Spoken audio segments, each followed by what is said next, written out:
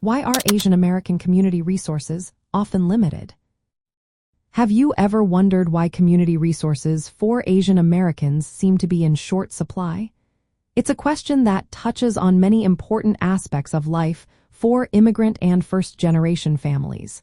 Let's break it down. First off, the Asian American community is incredibly diverse.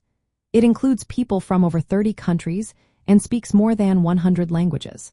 This wide range of backgrounds means that community needs can vary a lot. For example, smaller groups like the Burmese or Indonesian communities often do not have established organizations to support them. This can lead to fewer health fairs and culturally relevant services compared to larger groups.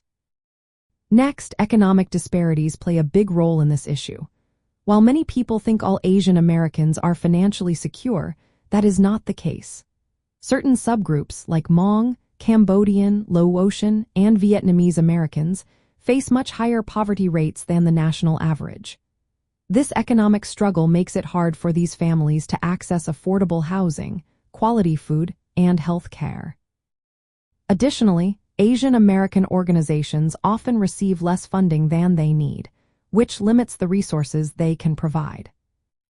Language barriers also contribute to the limited resources. Many Asian Americans may not speak English fluently, making it tough to communicate with healthcare providers.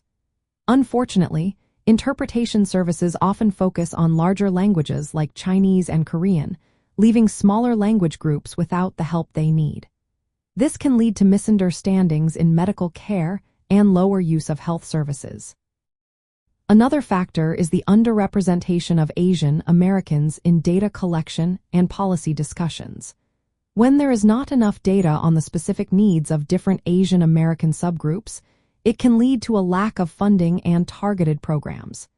This makes it even harder for these communities to get the support they requiring. Geographic disparities also play a role. In some areas, like California's Inland Empire, there is a shortage of healthcare providers. This can disproportionately affect Asian Americans compared to other groups. The lack of access to timely medical appointments can create additional challenges for families. For immigrant and first-generation families, these limitations mean that finding culturally appropriate resources can be a struggle. To help address these challenges, there are practical steps that can be taken. Advocating for more funding for Asian American organizations is one way to improve resource availability. Supporting the development of community groups for smaller immigrant populations can also make a difference. Promoting language access services and culturally relevant educational materials is essential. Encouraging policymakers to gather detailed data on Asian American subgroups can help address their unique needs.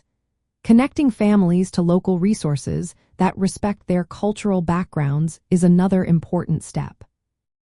Understanding these factors helps clarify why Asian American community resources are often limited.